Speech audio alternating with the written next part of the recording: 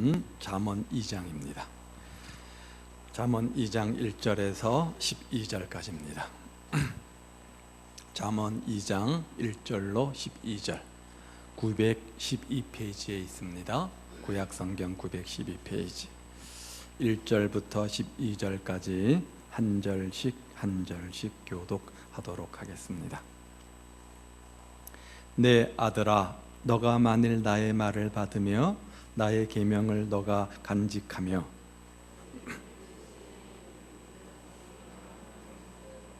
지식을 불러 구하며 명철을 얻으려고 소리를 높이며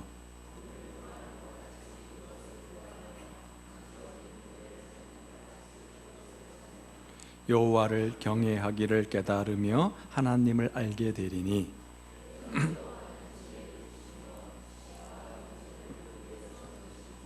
그는 정직한 자를 위하여 완전한 지혜를 예비하시며 행실이 온전한 자에게 방패가 되시나니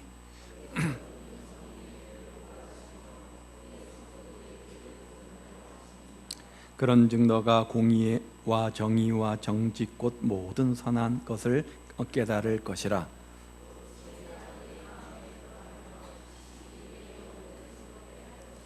근신이 너를 지키며 명철이 너를 보호하여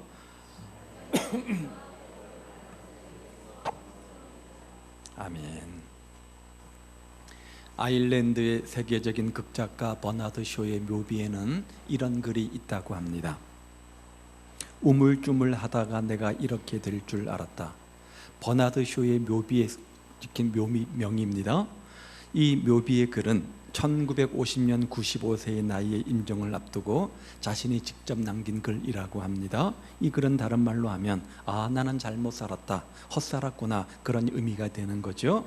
죽음이 임박해 오자 자신의 인생을 반추하며 뒤돌아보았습니다. 그랬더니 남는 것은 주체할 수 없는 후회뿐이라는 거죠. 그렇게 되지 않기를 바랬는데 결국 그렇게 되고 만 것입니다. 그래서 자신은 잘 살고 싶었지만 그렇지 못한 것에 대해서 후회하면서 인생을 마감하면서 이 글을 남겼다고 합니다. 그렇습니다. 사람들은 누구나 한평생 잘 살고 싶어 합니다. 그러나 인생을 마감하는 순간 내 인생 정말 만족하며 잘 살았구나, 그렇게 말하는 사람들은 많지 않습니다. 그러면 사람들이 잘 살고 싶어 하면서도 잘 살지 못하는 이유가 무엇입니까? 한마디로 잘 사는 방법을 모르기 때문입니다. 어떤 사람들은 많은 것을 소유하며 사는 것이 잘 사는 것이라 이렇게 생각을 합니다. 그래서 돈을 많이 벌어서 정말 잘 살아보려고 몸부림을 치죠. 성공하고 출세해 보려고 몸부림을 칩니다. 또 어떤 사람은 웰빙을 추구하며 사는 것이 잘 사는 지름길이다 이렇게 생각을 합니다. 그래서 좋은 먹거리를 챙기고요, 건강에 남다른 관심과 신경을 씁니다. 또 어떤 사람들은 착하게 사는 것이, 도덕적으로 윤리적으로 사는 것이 잘 사는 길이라 이렇게 생각을 합니다. 그래서 법적으로는 물론이고 도덕적으로 윤리적으로 바르게 살려고 애를 쓰며 노력을 합니다. 남을 도우며 살려고 애를 씁니다. 많은 선한 일을 행한 일에 힘을 씁니다. 물론 성경은 이런 생각들에 대해서 동의하지 않습니다. 그 이유는 이런 생각들에 결정적으로 중요한 요소 한 가지가 빠져 있기 때문입니다. 그것이 무엇입니까? 바로 하나님인 거죠. 우리를 창조하신 하나님, 우리 인생을 허락하시는 하나님, 그리고 지금도 우리 인생을 섭리하고 주관하시는 하나님, 그 하나님을 빼놓고 잘 사는 것을 논하는 것 자체가 문제가 아닙니까? 그러면 성경이 말씀하는 잘 사는 것은 무엇입니까? 이 답을 찾으려면, 잘 사는 비결을 우리가 알아보려면 잠언을 주목해 볼 필요가 있습니다. 왜요? 잠언의 중심 주제가 바로 이것이기 때문이죠. 인생을 잘 사는 방법, 인생을 잘 사는 비결, 인생을 지혜롭게 사는 비결, 바로 이것이 잠언의 핵심 주제 아닙니까? 잠언은 인생을 잘 사는 방법에 대해서 우리에게 간단하고도 분명하게 제시를 해줍니다. 그것이 무엇이라고요? 지혜롭게 사는 것입니다. 자, 지혜가 뭐였습니까? 하나님을 경외하는 것이었습니다. 하나님을 경외함으로 지혜를 얻어서 그 지혜롭게 사는 것, 바로 이것이 인생을 잘 사는 비결이라는 거죠. 하나님이 주시는 지혜를 가지고 그 지혜가 이끄는 대로 살아가는 것, 그것이 인생을 잘 사는 방법이라 이 말입니다. 자, 지혜는 마치 지도와 같습니다. 지혜는 지도와 같습니다. 지혜로운 사람은 정확한 지도를 가지고 그 지도를 따라서 인생길을 가는 사람입니다. 그러나 어리석은 사람은 지도 없이 초행길을 여행하는 사람과 같다는 겁니다. 아무리 좋은 자동차를 타고 가고 아무리 돈을 많이 가지고 가고 아무리 출세해서 힘이 있다고 할지라도 지도가 없으면 인생길을 제대로 갈 수가 없는 거잖아요. 그래서 우리는 잘 살기 위해서 이 지혜를 꼭 가져야 합니다. 왜 그렇습니까? 그 지혜는 우리 인생길의 내비게이션 역할을 하기 때문인 거죠. 그리고 이 지혜의 인도를 받으면 올바른 인생길을 갈 수 있기 때문입니다. 오늘 본문 말씀은 이 점을 다시 한번 우리에게 깊이 상기시켜주고 있습니다. 오늘 본문은 두 가지의 주제를 가지고 설명하는데, 하나는 우리가 지혜를 구하는 자세, 우리가 그런 지혜를 얻으려면 어떻게 해야 되는가에 초점이 하나 있고, 또 한 가지는 그렇게 지혜를 얻었을 때 어떤 유익이 있는가, 지혜를 얻는 유익, 이 두 가지 관점을 우리에게 설명을 합니다. 한번 보도록 하죠. 먼저 지혜를 얻으려면 우리의 인생길을 바르게 가도록 만드는 인생의 지침서 역할을 하는 지혜, 하나님의 말씀을 얻으려면 어떻게 해야 되는가? 첫 번째는요, 하나님의 말씀을 잘 받는 겁니다. 1절 말씀 보십시오. 나의 말을 받으며, 이렇게 되어져 있죠. 자, 그런데 말씀을 받아서 그 결과 지혜를 얻으려면 조건이 뭡니까? 그 말씀을 뭐죠? 잘 듣는 것이 중요하겠죠. 어떤 것을 받아서 내 것으로 삼으려고 하면 그것이 무엇인지, 어떤 내용인지, 어떤 주제인지 먼저 잘 듣는 것이, 알아차리는 것이 중요한 것 아니겠습니까? 따라서 어떤 분이 말씀을 전하느냐, 어떤 분이 말씀을 가르치냐, 이게 중요한 것이 아니라 듣는 사람들의 마음의 자세, 열린 마음을 가지고 어떻게 마음을 열고 듣느냐가 참으로 더 중요하다는 거죠. 그래서 성경은 항상 말씀하시기를 귀 있는 자는 뭐라고요? 성령께서 하시는 말씀을 들을지어다. 귀 있는 자가 되라, 이렇게 말씀하지 않습니까? 생명의 말씀, 살리는 말씀, 성령께서 듣게 해 주셔야 듣는다는 거죠. 그래서 듣는 것이 복이다, 이렇게 말씀합니다. 무슨 말입니까? 똑같이 1시간 나와서 예배를 드리고 말씀을 듣습니다. 어떤 사람은 그 말씀을 옥토밭이 되어서 잘 듣고 내 삶에 변화시켜서 30배, 60배, 100배 열매를 맺는가 하면, 어떤 사람은 길가밭으로, 어떤 사람은 돌짝밭으로, 가시덤불밭으로 같이 말씀을 들었지만 전혀 삶의 변화와 성숙을 가져오지 못하는 경우가 있잖아요. 똑같은 사람이 똑같이 장소에서 똑같이 예배를 드리고 똑같이 말씀을 듣는데 결국 무슨 차이입니까? 듣는 사람의 마음의 차이라는 거죠. 따라서 우리 마음밭이 중요하다는 겁니다. 내 마음밭이 옥토밭인가, 내 마음이 귀 있는 자, 들을 귀 있는 자가 되어져 있는가, 자신의 마음, 열린 마음을 갖는 것이 참으로 중요하다는 것 아닙니까? 어떤 분은 유혹하는 말이나 비방하는 말이나 남을 험담하고 남을 비난하는 말에는 귀가 번쩍 뜨여서 잘 듣는데, 반면에 정말 꼭 필요한 말씀, 정말 들어야 되는 말씀들은 듣지 못하는 안타까운 사람을 우리가 보지 않습니까? 따라서 우리는 은혜로운 소식, 감사의 말, 또 복된 말씀을 잘 듣는 유익한 말에 귀를 기울일 줄 아는 성도가 되어야 한다는 거죠. 들으면 믿음이 자라고 지혜가 생깁니다. 왜요? 믿음은 들음에서 나기 때문입니다. 자꾸만 듣다 보면 몰랐던 것들이 이해가 되어지고 깨달아지는 역사가 생기는 것 아니겠습니까? 세상적 지식도 그러한데, 하물며 하나님의 영혼의 말씀을 자꾸만 듣다 보면 나도 모르게 깨달아지는 영적 통찰력과 분별력이 생기기 마련입니다. 중요한 것은 뭐라고요? 마음을 활짝 여는 겁니다. 마음을 활짝 열고 열린 마음이 되는 겁니다. 아무리 장마비와 같은 은혜가 쏟아진다고 할지라도 내가 내 마음을 꼭 닫고 있다고 한다면 아무 소용이 없는 거잖아요. 옆 사람이 은혜 받으면 뭐합니까? 옆 사람 삶 속에 하나님의 기적과 응답과 축복이 일어나면 뭐합니까? 내 삶 속에 그런 은혜와 축복이 임해야 되는 것 아니겠습니까? 그래서 이사야서 55장 말씀은 이렇게 말하죠. 내게 듣고 들을지어다. 내게 와서 들으라는 겁니다. 너희는 귀를 기울이고 내게 나와서 들으라는 겁니다. 왜 하나님의 말씀을 들어야 된다는 거죠? 그리하면 너희 영혼이 살리라. 어떻게 우리 심령이 회복이 되어지고 우리 영혼이 소생해서 새 힘을 얻을 수 있는가? 다른 것 없어요. 열린 마음을 가지고 주 앞에 나가서 말씀을 듣고 또 듣다 보면 그 말씀이 내 심령 밭에 씨앗으로 떨어져서 내 삶을, 내 심령을 변화시켜서 회복시켜 주신다, 이 말 아닙니까? 따라서 우리가 지혜를 얻으려면 하나님 말씀을 잘 들어야 됩니다.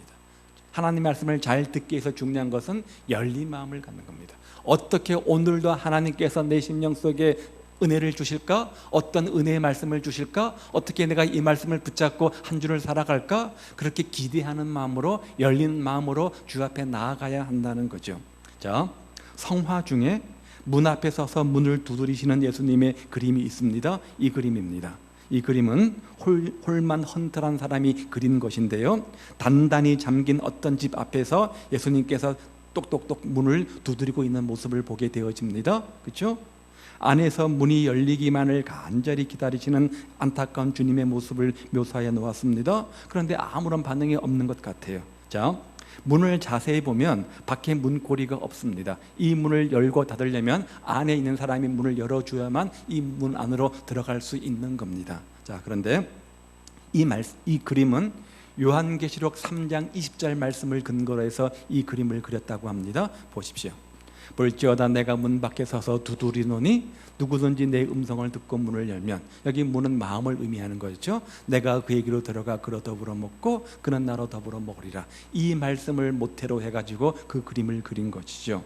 자, 우리가 주님 앞에 나왔습니다. 주님의 은혜를 사모합니다. 주님께서 주시는 지혜를 얻기 원합니다. 하나님의 응답과 축복과 기적을 받기 원합니다. 중요한 것은 우리 주님을 향한 열린 마음을 가지고 있는가라고 하는 거죠. 얼마나 사모하는 마음으로, 얼마나 열린 마음으로 주 앞에 나왔고 주님의 은혜를 사모하고 주님의 응답과 축복을 사모하는가라는 거죠. 그리고 그 열린 마음의 증거가 뭐냐? 내가 정말 주님을 사모한다, 은혜를 사모한다, 그 증거가 뭐냐? 말씀을 얼마나 열린 마음으로 받는가라고 하는 겁니다.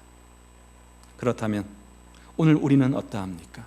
오늘 여러분에게 하나님 말씀을 잘 받고자 하는 그런 열린 마음, 그런 옥토박 같은 마음, 그런 들을 기 있는 성도들 되시기를 우리 주님의 이름으로 축복을 드립니다. 이렇게 지혜를 얻는 첫 번째 방법은 하나님의 말씀입니다. 그 말씀을 내 마음밭에 새기고 내 인생의 지침서로 삼을 때 캄캄한 한밤중 같은 우리 인생길을 하나님께서 인도하시는 것이죠. 자, 두 번째는요, 3절과 4절 말씀에 보니까 간절한 마음이 있어야 돼요. 지식을 불러 구하며 명철을 얻으려고 소리를 높이며 은을 구하는 것 같이 그것을 구하며 감추인 보배 같이 그것을 찾으면, 보십시오. 구한다, 높인다, 구한다, 찾는다. 자, 이 단어가 주는 뉘앙스가 뭡니까? 간절함 아닙니까? 얼마나 간절합니까? 그것을 얻기 위해서 얼마나 노력하며 찾고 애쓰고 노력하는 겁니까? 얼마나 안타까운 마음이 있습니까? 자, 이런 심정을 가져야 한다는 거죠. 하나님의 지혜를 내 것으로 삼기 위해서 그것을 간절한 마음으로 찾아야 된다는 거죠. 돈을 한 푼이라도 더 벌려고 새벽부터 열심히 일하는 분들을 보십시오. 얼마나 간절합니까? 비록 작은 돈까지 얼마나 큰 신경을 쓰는지 모릅니다. 또요, 성적에 신경을 쓰는 학생들을 보십시오. 얼마나 예민합니까? 몇 점 더 올리려고 얼마나 몸부림을 치는지 모릅니다. 아침 일찍 일어나서 밤늦도록 책상에 앉아서 책과 씨름하지 않습니까? 그런데 그런 학생들이 역시 성적이 올라가잖아요. 역시 그런 분들이 돈도 버는 거 아니겠습니까? 마태복음 7장 7절은 이렇게 말하죠. 구하라, 찾으라, 문을 두드리라. 아니, 똑같은 말씀을 3번씩이나 반복해서 강조하는 이유가 무엇입니까? 3가지로 표현을 바꿔가면서 찾는 자의 간절함을 우리에게 표현하고 있는 것 아닙니까? 구하라, 그러면 되는 것을 구하라, 찾으라, 문을 두드리라. 똑같은 의미를 3번 반복하는 것은 그만큼 간절함을 우리에게 보여주는 것이요, 또 강조하고 있는 것 아니겠습니까? 무슨 말입니까? 이렇게 하면, 이렇게 간절히 찾고 찾으면 뭐예요? 반드시 주시겠다는 겁니다. 따라서 지혜를 얻는 비결은 이렇게 간절히 기도하는 겁니다.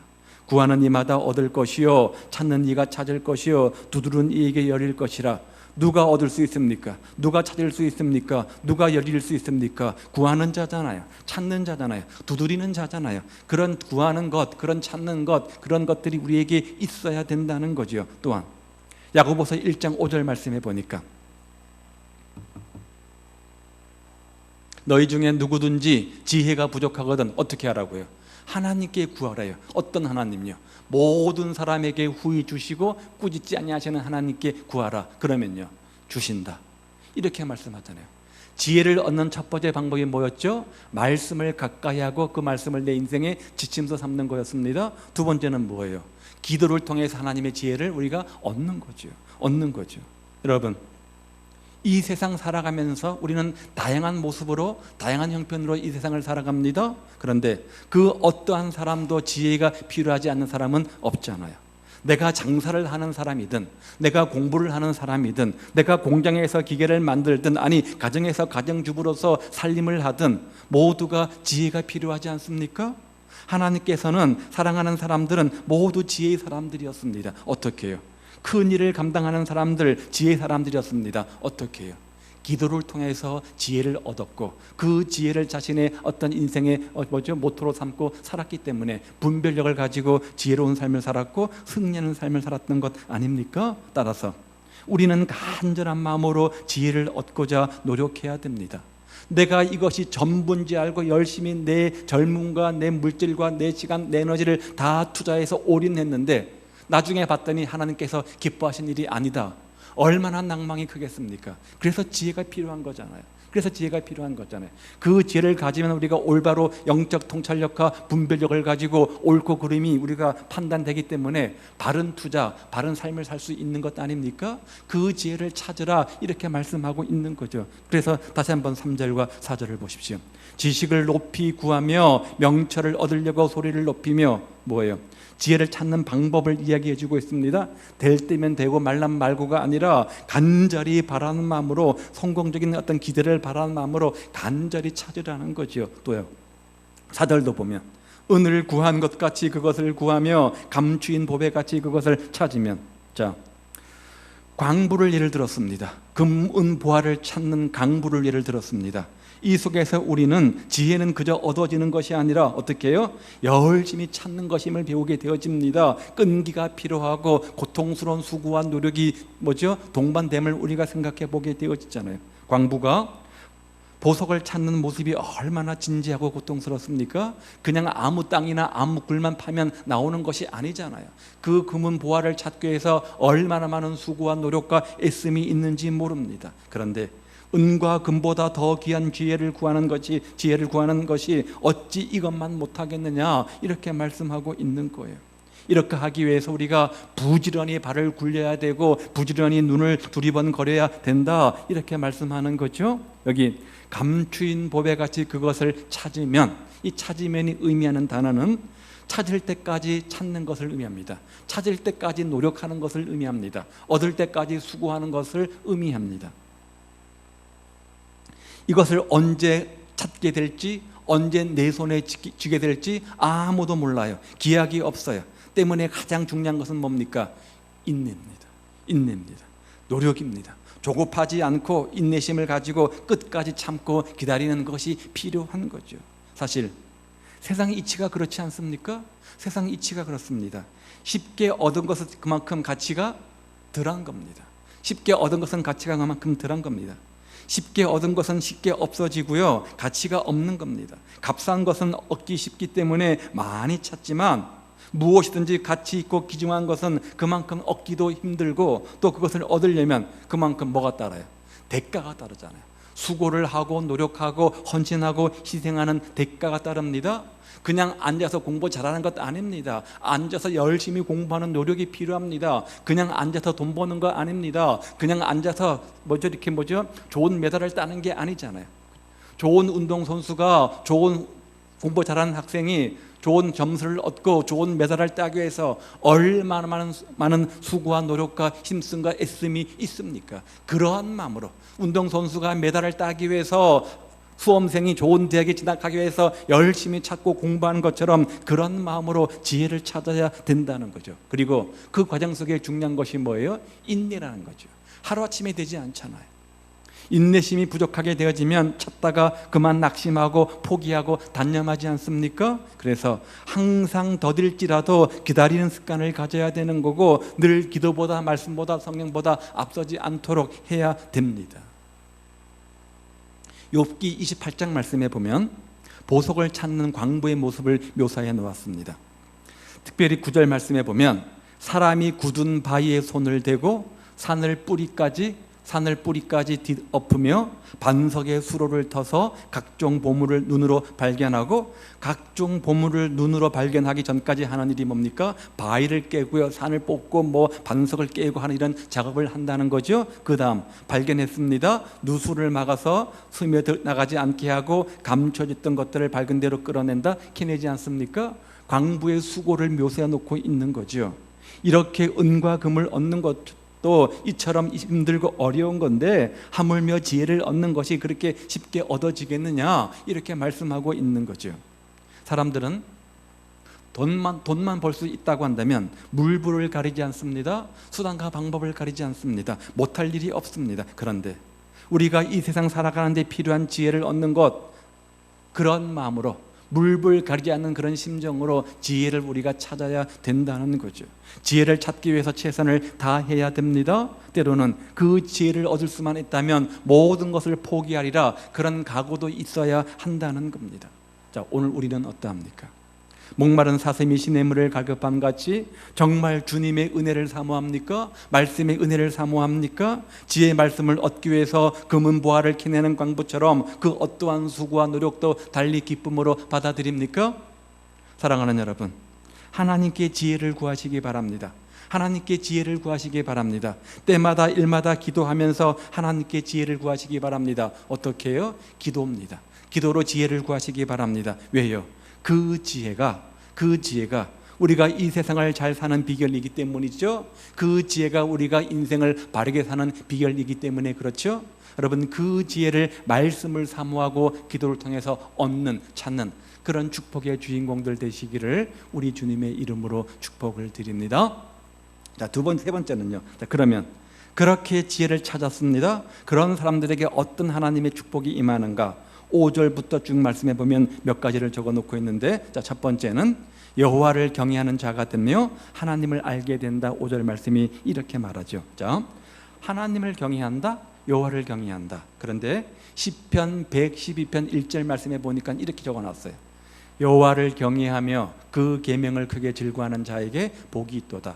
하나님을 경외하는 자들은 복된 자다. 하나님을 경외하는 자들에게는 복이 임한다. 그런데 우리가 지난 시간 잠언의 목적 1장을 살피면서 하나님을 경외하는 말이 다른 말로 뭐였죠? 지혜였잖아요. 지혜 이꼬르 하나님을 경외하는 거였잖아요. 그렇죠?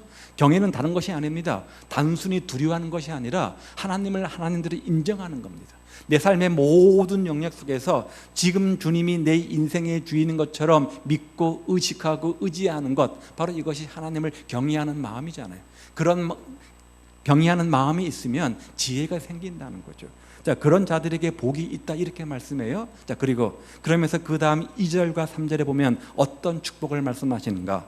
그의 후손이 땅에서 강성하며 정직자들의 후손에게 복이 있으리로다. 부와 재물이 그 집에 있으며 영구히 서 있으리로다. 두 가지 축복을 말씀하죠. 하나는 무슨 복입니까? 자녀가 잘 되는 축복. 또 한 가지 복은 뭐예요? 생업의 복, 부요와 재물이 차고 넘치는 축복. 누구에게요? 하나님을 경외하는 자들, 다른 말로 말하면 하나님의 지혜가 있는 자들. 제 말이 틀려요? 맞잖아요. 그렇죠? 그리고요, 또한 하나님을 알게 한다, 하나님을 알게 된다. 이 말은 다른 말로 하나님과 영적 교제가 이루어진다는 것을 말하죠. 하나님께서 자신을 나타내 주시기 때문에 하나님을 알게 되고, 하나님을 알면서 우리가 어떻게 하나님을 알 수 있어요? 영적 교제가 돼야 되잖아요. 그래서 요한복음 14장 21절 말씀 보십시오. 나도 그를 사랑하여 그에게 나를 나타내리라. 누구요? 하나님을 사랑하는 자들.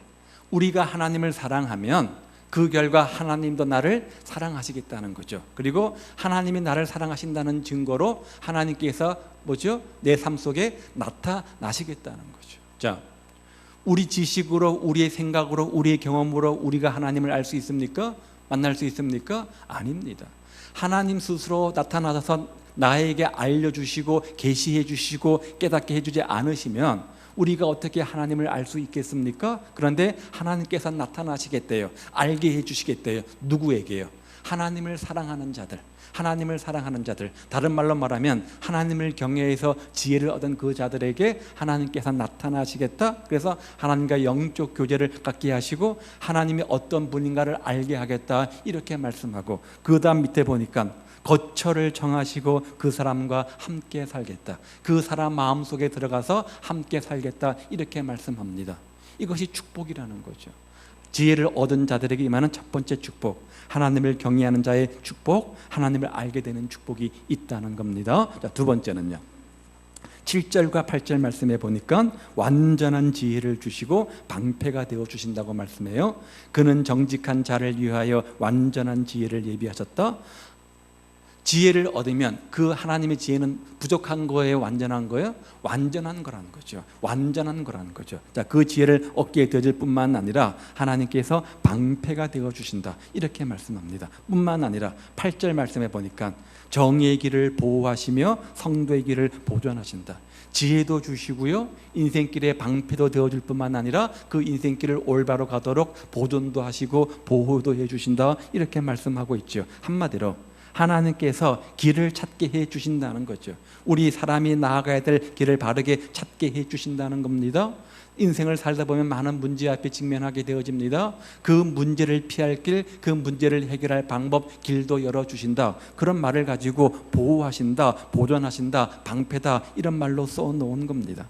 우리가 지혜를 구하고 찾으면 길이 열리게 되어진다는 거죠. 문제 해결의 방법이 생기게 되어진다는 거죠. 왜 그렇습니까? 지혜가, 하나님의 지혜가 우리를 올바른 길로 인도하기 때문에 그렇죠. 하나님의 지혜가 올바른 생각을 하도록 만들고, 올바른 말을 하도록 만들고, 올바른 방법을 찾도록 만들기 때문에 그렇습니다. 그래서 그 지혜가 친히 우리 인생길을 올바로 가도록 열어줄 뿐만 아니라 문제 해결의 방법, 길까지도 열어준다, 이렇게 말씀하고 있는 겁니다. 자, 그런 은혜와 축복이 우리 가운데 있기를 우리 주님의 이름으로 축복을 드립니다. 순간순간 우리가 영적으로 판단하며 결정해야 될 순간들이 얼마나 많이 있습니까? 많은 선택의 기로 앞에 서게 되어지고 판단하며 결정하는 것이 인생 아닙니까? 순간의 선택이 평생을 좌우할 때도 있는데 하나님께서 온전한 지혜를 주시니까 우리가 온전한 생각, 온전한 판단을 할 수밖에 없는 거고, 온전한 판단을 하니까 올바른 인생길을 걸어갈 수밖에 없는 거죠. 그래서 당연히 세 번째 말씀처럼 영혼의 즐거움이 그 삶 속에, 세 번째요, 넘치게 되는 거죠. 그렇죠? 하나님과 주와 같이 길 가는 것 어찌 기쁜 일이 아닌가. 주님과 함께 인생길을 걸어가는데, 손잡고 걸어가는데 영혼이 기뻐요, 즐거워요, 안 즐거워요? 당연히 기쁘지요. 당연히 즐겁지 않겠습니까? 곧 지혜가 너 마음에 들어가며 지식이 내 영혼을 즐겁게 할 것이요. 자, 그 지혜가 우리 마음에 들어온다, 이 말은 뭡니까? 지혜에 지배당하며 사는 생활을 말하는 거죠. 그 지혜가 내 마음속에 들어와서 내 인격 전 영역을 지배하고 영향력을 끼친다는 거죠. 하나님의 생각, 하나님의 방법, 하나님의 뜻이 지혜인데 그것이 내 마음의 전 영역 속에 영향력을 끼치면 그 결과 사람이 달라져야 안 달라져요? 달라지겠죠. 어떤 게 달라집니까? 내 생각, 내 뜻, 내 방법이 아닌 하나님의 생각, 하나님의 뜻, 하나님의 방법을 앞세우겠죠. 그렇죠? 자, 그렇게 되면 생각이 달라집니다. 말이 달라집니다. 행동이 달라집니다. 그러면 삶의 변화와 성숙은요, 당연히 오는 거죠. 당연히 오는 거죠. 그러므로 그 사람의 마음속에 평강이 임하게 되어지고 영혼은요, 즐겁게 되어지겠죠. 그것을 이야기하고 있는 거죠. 우리에게 언제 불행이 찾아오는가? 하나님의 말씀을 떠나 살게 되어지면, 내가 내 인생 되어서, 내가 내 인생의 주인 되어 살면 그 순간부터 불행이 찾아오는 겁니다. 마음이 즐거울 줄 알았는데, 마음이 자유로울 줄 알았는데 그렇지 않습니다. 마음의 즐거움이 사라지게 되어지고요, 영혼의 두려움이, 영혼의 평안이 없어지게 되어집니다. 자, 탕자를 보십시오. 아버지의 간섭이 싫어서, 아버지의 함께 하심이 싫어서 아버지의 품을 떠나서 자유몸이 되었습니다. 근데 그 순간부터 불행이 시작이 되었고 고생 시작되었잖아요. 행복 끝 불행 시작 아니었습니까? 그럼 어떻게 회복이 되었습니까? 반대로 회개하고 뉘우치고 다시 아버지 품으로 돌아왔을 때 불행 끝 행복 시작된 것 아닙니까? 자, 우리는 자꾸만 주님의 간섭대로 사는 것, 주님의 말씀대로 사는 것, 신앙 안에서 신앙의 테두리로 사는 것 참 귀찮고, 내가 왜 예수님을 믿는 걸까? 왜 내가 믿는 집안에 태어나서 내가 이렇게 된 걸까? 라고 스스로 우리가 묻죠. 그럴 때가 있지 않습니까? 그러면서 나도 벗어나고파, 나도 자유의 몸이 되고 싶어, 그런 마음들이 들 때가 있습니다. 그런데 그것은 자유가 아니라 방종이고 우리 인생을 불행케 만드는 독약임을 기억하십시오. 언제 우리 인생이 행복한가? 언제 우리 인생이 만족하며 기쁨의 삶을 살 수 있는가? 다른 것 없어요. 주님을 내 인생의 주인 삼고 주님 중심의 삶을 살아갈 때밖에 없습니다. 억울해도 할 수 없어요. 왜요?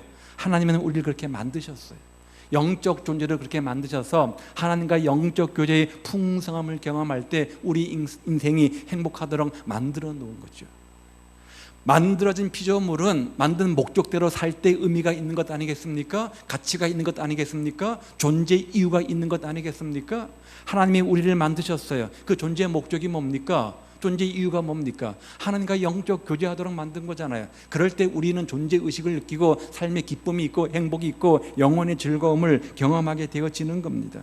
신앙생활을 즐겁게 하는 비결, 내 자신은 죽고 내 고집은 죽고 주님이 완전히 내 인생을 지배하셔서 예수님을 주인 삼고 살아가는 때만 우리는 인생의 행복과 즐거움을 경험하게 되어집니다. 다시 말하면 우리가 주님을 사랑할 때 모든 것이 즐겁고 모든 것이 기쁜 것입니다. 수고를 그때는 아무리 해도 수고로 여기지가 않습니다. 마치 사랑하는 부모가 사랑하는 자식을 위해서 하는 수고를 나 수고했다 이렇게 말하지 않는 것처럼, 당연히 여기는 것처럼 우리가 주님을 사랑하면 사랑할수록 주를 위한 헌신과 희생을 당연한 것으로 여기고 그것을 통해서 더 기쁨이 충만하게 되는 거예요.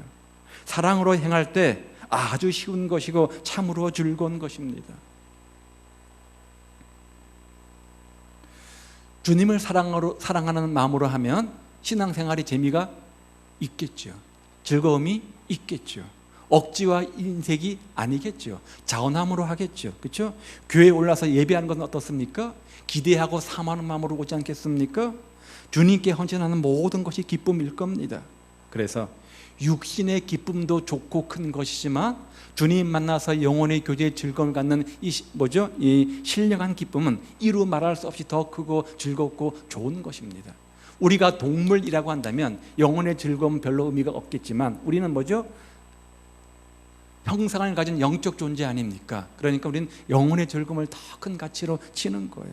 어찌하든지 따라서 우리는 재미있게 신앙생활을 해야 되는데 그 비결은 뭐냐? 주님을 뜨겁게 사랑하는 겁니다. 그럴 때 영혼의 즐거움이 넘치게 되어지는 겁니다. 자, 그런 은혜가 있기를 우리 주님의 이름으로 축복을 드립니다. 마지막 또 한 가지 11절 12절 말씀해 보니까 모든 시험과 유혹에서 건져주시죠. 우리 하나님은 우리의 방패가 되신다고 말씀하셨죠. 우리의 상급이십니다. 우리의 피난처이십니다. 그러므로 우리가 주님 말씀 가운데 거하기만 하면 우리 삶은 안전하게 되어집니다.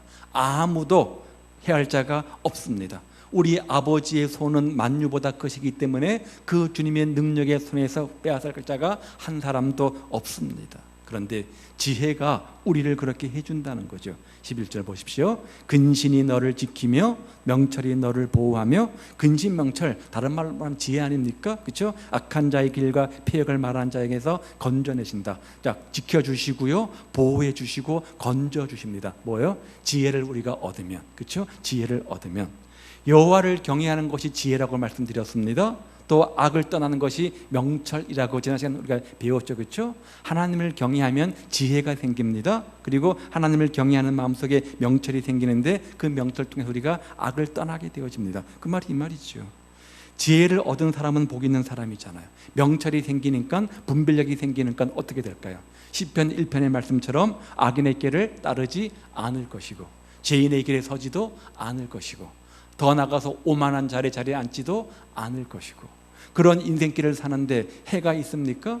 없겠죠. 하나님께서 지켜주시니까, 방패가 되어주시니까, 보호해주시니까, 건져주시니까 해가 없겠죠. 그렇죠? 악한 자와 함께 다니지 않냐고 그것으로부터 발을 끊는데 어떻게 해를 당할 수 있겠습니까? 하나님께서 지켜주시는 거죠. 누가 이런 삶을 살 수 있다고요? 지혜와 근신과 명철이 있는 사람이죠. 그러므로 우리가 이 지혜와 명철과 근신으로 우리 심령을 가득 채워야 한다는 겁니다. 그렇게 되어질 때 악한 자의 길과 피역의 길에서 돌아서서 건지움을 잊게 되어지는 거죠. 그래서 모든 시험, 모든 유혹, 모든 악에서 우리를 건져주신다. 자, 세상은 얼마나 달콤한 유혹들이 있습니까? 얼마나 무서운 어려움과 위험들이 있습니까? 그 모든 시험과 그 모든 유혹에서, 그 모든 악에서 지혜로운 자를 하나님께서 지키시고 보호해 주시고 건져 주신다, 이렇게 말씀하고 있는 거죠. 옛말에 길이 아니면 가지를 말고 말이 아니면 하지를 말라, 이런 말이 있습니다. 처음 듣는 얘기예요? 다 아시는 얘기잖아요. 그런데 사람들 중에는 길이 아닌 곳을 가는 사람들이 얼마나 많아요. 말 같지 않은 말을 하고 만들어내는 사람들이 얼마나 많이 있어요. 왜 그렇습니까? 지혜가 없는 거죠. 때문에 부끄러움 당하잖아요. 실패하지 않습니까? 그러나 지혜를 찾는 사람들은 이것을 깨닫는 지혜가 생기고, 그런 사람들의 길은 시온의 대라고 활짝 열리게 되는 겁니다. 지식은요, 우리가 저 대학교 가서 공부해서 배워야 되는 거지만 삶을 살아갈 때 지식은 안 필요합니다. 지혜가 필요하잖아요. 그렇죠? 그 지혜는 배워서 되는 것이 아니라 하나님께서 주시는 거기 때문에 하나님께 초점을 맞출 때만 가능한 거죠. 우리 모두 금광을 캐는 강부같이 지혜를 얻고 지혜의 사람이 되시기를 바랍니다. 어떻게 해요? 말씀을 온전히 받고, 또요 기도를 통해서 지혜를 찾아서, 그 다음 그런 사람들이 누리는 유익들, 하나님을 경외하는 자의 축복, 하나님을 바로 알게 되는 축복이 있기를 바라고요. 지식과 명철을 말하는 자들이 되시기를 바라고, 험한 세상 주님께서 우리 여러분 인생의 방패가 되어 주시기를 바라고, 옳고 그름을 올바르게 듣는 영적 분별력의 주인공들 되시기 바라고, 그 결과 영혼의 즐거움과 모든 세상의 시험과 유혹과 악에서 건지움 받는 그런 축복의 주인공들 다 되시기를, 그런 지혜로운 복된 성도들 다 되시기를 우리 주님의 이름으로 축복을 드립니다. 기도하겠습니다. 오늘 본문은 우리에게 두 가지를 교훈합니다. 지혜를 얻으려면 어떻게 해야 되는가? 두 가지가 뭐였습니까? 하나님은 말씀을 가까이 하고 말씀을 내 인생의 지침도 삼고 사는 겁니다. 그러하기 위해서 우리가 열린 마음을 가지고 옥토밭을 가지고 들을 게 있는 자들이 되는 겁니다. 그런 은혜를 주옵소서. 또 기도 가운데 간절히 지혜를 얻는 자가 돼야 됩니다. 이 두 가지를 위해서 기도하시고요. 그 다음에 그런 유익들, 하나님을 경외하는 축복, 옳고 그름을 깨닫는 축복, 영혼의 즐거움과 방패가 되시고 시험과 유혹에서 건지어 주시는 하나님을 경험하는 축복의 주인공들 되게 하옵소서. 함께 기도하겠습니다.